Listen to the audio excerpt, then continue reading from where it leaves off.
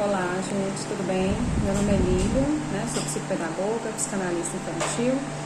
E estou passando aqui rapidinho hoje, só para esclarecer algumas dúvidas, a respeito do TDAH. Porque às vezes algumas pessoas me perguntam, o que é isso? O que é TDAH? Na prática, o que é isso? Bom, a gente tem três tipos, dentro dessa nomenclatura: transtorno do déficit de atenção e hiperatividade. A gente tem o tipo que é desatento, ele tem o déficit de atenção, mas não é hiperativo. A gente tem a criança ou adolescente ou adulto, que é hiperativo, mas não tem o déficit de atenção. E a gente tem o tipo combinado, que é o tipo que é desatento e hiperativo. Bom, e como que é o comportamento dessa criança? O TDAH, ele é um tipo de criança que as pessoas costumam chamar de desastrado, sabe? Aquela criança que vai colocar um suco, derrama, porque ela não presta muita atenção nas coisas que ela está fazendo, e a impulsividade é a maior marca do TDAH. Então, muitas vezes eles fazem as coisas e depois pensam se deveria ter feito ou não. Então, é uma criança extremamente impulsiva, o que leva a alguns riscos, que deve fazer com que a gente fique atento com isso. O que mais? Uma criança que não tem paciência de ficar numa fila, por exemplo, esperar a sua vez de falar. Uma criança que não consegue ficar quieta muito tempo, e mesmo assim para almoçar, para fazer as refeições, a criança tem muita dificuldade de ficar sentada. Ficar na escola, então, durante 4 horas e meia é algo assim que para elas é um sacrifício. Então, muitas vezes, quando você obriga essa criança a ficar sentada durante um tempo, ela começa a fazer barulhinhos com as mãos, ou balançar o corpo, ou balançar o pé. Ela acaba fazendo algum movimento porque ela não consegue ficar parada, essa energia é muito grande, as conexões são diferenciadas, são muito rápidas, Normalmente são crianças muito criativas, muito inteligentes, têm muita habilidade manual com desenho, com arte. A maioria delas gosta muito de desenhar, desenham muito bem, gostam de fazer quadrinhos.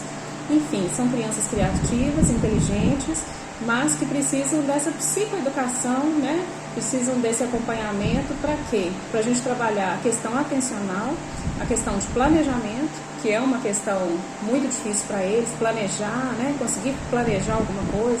Elas estão sempre atrasadas, deixam sempre para a última hora para fazer as coisas, porque não tem muita noção de tempo mesmo. Então, todos os dias você tem que ir lá, pedir para escovar os dentes, pedir para tomar banho, mesmo às vezes já mais grandinho, porque eles esquecem, eles se perdem na questão do tempo, eles têm essa dificuldade de planejamento, muita dificuldade de organização.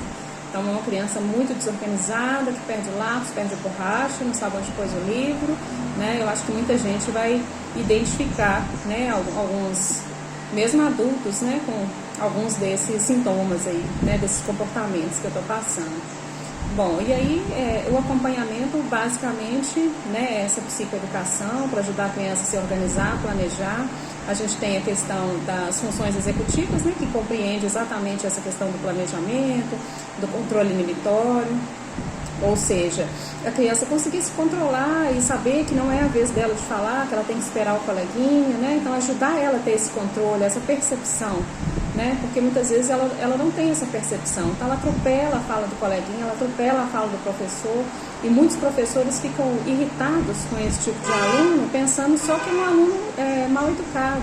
Mas, na verdade, não é. Ele não tem muita percepção, sobre o que está acontecendo, ele não tem paciência, ele é a 1000 por hora. É uma criança que é a 1000 por hora, e às vezes ele quer ser o primeiro a ler, o primeiro a falar, ele quer ser o primeiro da fila, quando faz na aula de educação física ele quer ser o primeiro a jogar. Então, alguns dos coleguinhas ficam impacientes com esse colega, alguns professores ficam impacientes, isolam esse colega porque acham que ele é chato, que ele fala demais. Muitos deles falam muito mesmo, assim, sem parar, porque eles são realmente muito agitados, Os que são hiperativos são crianças que sobem em tudo, que gostam de subir em tudo, que não para quieto, que sobe em cima do sofá, que pula o tempo todo. Eles não param quietos mesmo, eles têm muita dificuldade e eles extravasam essa energia dessa forma, correndo, pulando, brincando, subindo em coisas, Então, tem que ficar atento com os riscos que essas crianças correm por causa dessa inquietação.